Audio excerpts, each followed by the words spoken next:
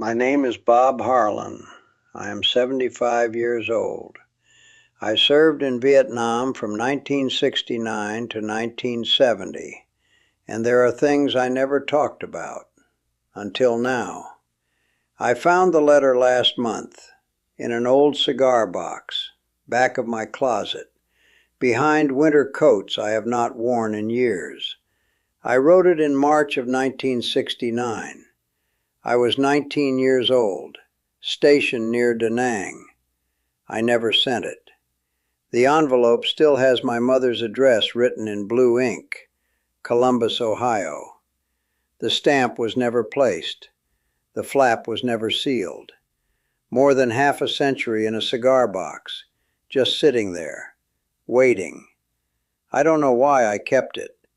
Maybe I always knew this day would come.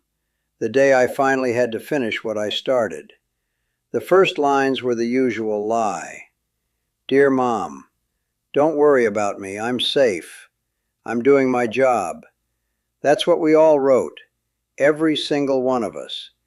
Every man over there with a pen and paper and a mother back home. We protected them from the truth because we didn't have words for the truth yet. We were boys pretending to be soldiers, pretending to be okay. None of us were okay. But we wrote those letters anyway, because that's what you do. You protect the people you love from the things you can't explain. Halfway down the page, my handwriting changes.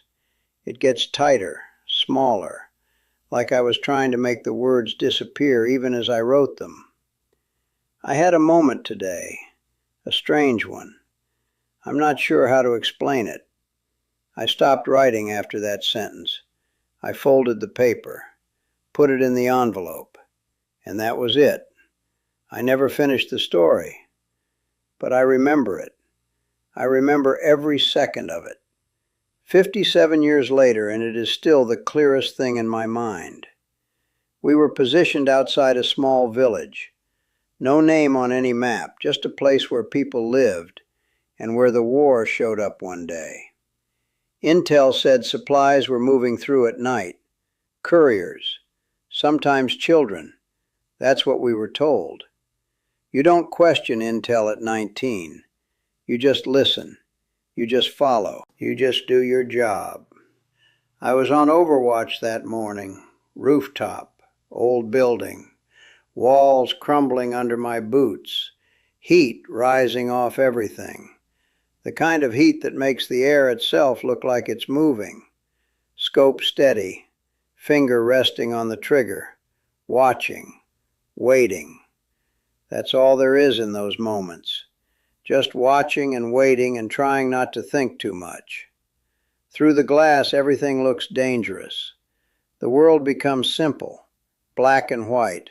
Movement equals threat. That's what they train into you.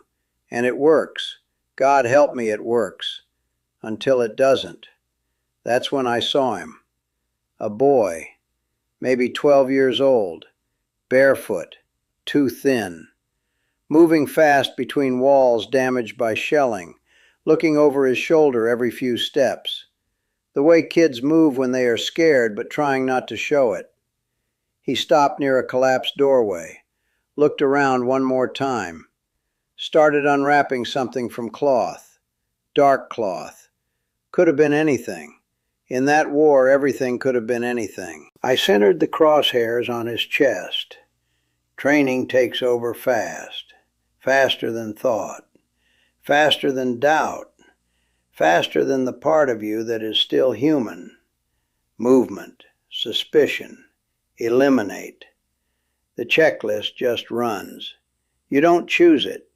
It runs on its own like a machine that someone else turned on. My finger tightened on the trigger. Not all the way, but close.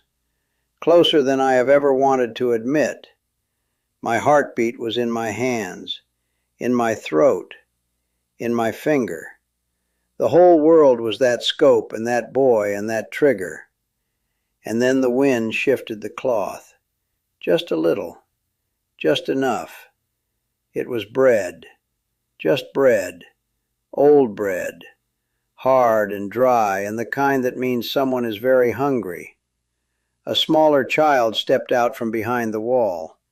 Couldn't have been more than 8 or 9 years old. The boy broke the bread carefully in half, handed it over. They sat together for a moment, 2 kids, behind a broken wall, sharing what little they had, in the middle of a war that was never theirs and never should have touched them. For 3 seconds I held the trigger halfway down. 3 seconds between instinct and choice, between training and something older, something that was in me before any of this. I could feel my heartbeat through the stock of the rifle, loud and slow and heavy. And then something shifted inside me the way the wind had shifted that cloth. I eased my finger back. I did not fire. I sat on that rooftop for a long time after they disappeared, just breathing, just staring at the space where they had been. 2 kids and some bread and a broken wall. That was all it was. That afternoon there was real contact, gunfire, chaos, smoke and noise and confusion. We lost 2 men that day, good men. Men with names and families and mothers back home writing letters to. You carry those names forever, every one of them. But that night I opened the letter again. I picked up my pen. I tried to write what had happened on that rooftop, what it felt like to have a child in my crosshairs, what it felt like to ease my finger back, what those 3 seconds cost me and what they gave me at the same time. But I couldn't find the words.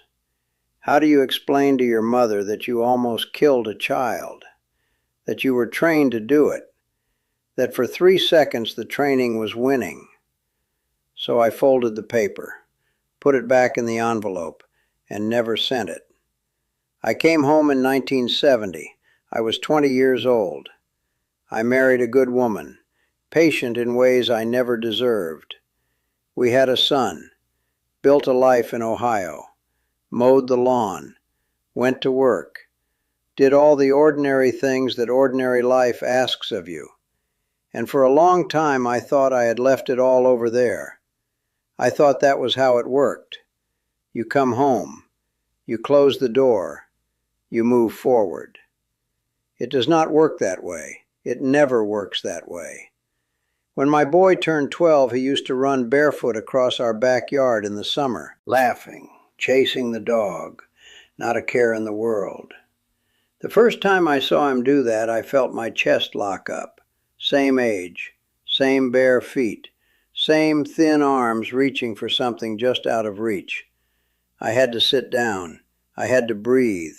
I had to remind myself where I was. Ohio, my yard, my son, safe.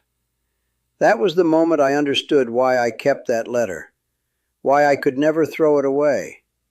It was not unfinished. It was honest. The most honest thing I ever wrote, even though I never finished writing it. I never told my mother about that day.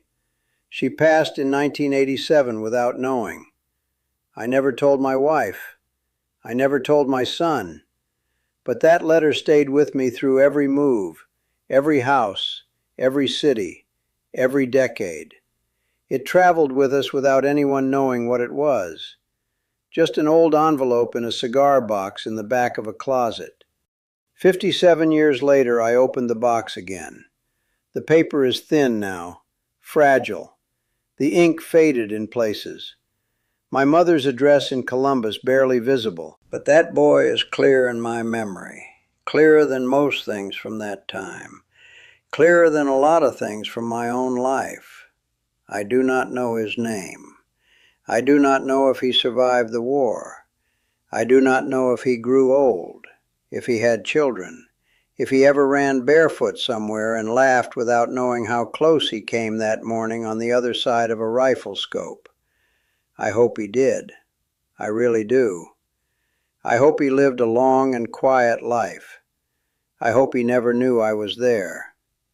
War changes you in ways you do not expect and cannot prepare for. not just by the shots you fire, but by the ones you choose not to, the ones that live in the space between your training and something older and quieter inside you, something that was there before the rifle, before the uniform, before any of it, something that knows the difference between a weapon and a child sharing bread. I am an old man now, 75 years old. My hands shake a little when I hold that paper. The same hands that held that rifle, the same finger that tightened on that trigger. I look at them sometimes and I think about all the things these hands have done and not done, all the choices they carried.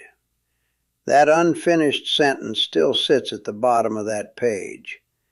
I had a moment today, a strange one. I'm not sure how to explain it. 57 years later, sitting on my porch in Ohio, I think I finally can. Some things take a lifetime to finish. Some letters were never meant to be sent. They were meant to be kept, to remind you, to hold you accountable to the person you chose to be in the hardest moment of your life. My name is Bob Harlan, and that was the shot I never took. And it is the one I still hear in the silence.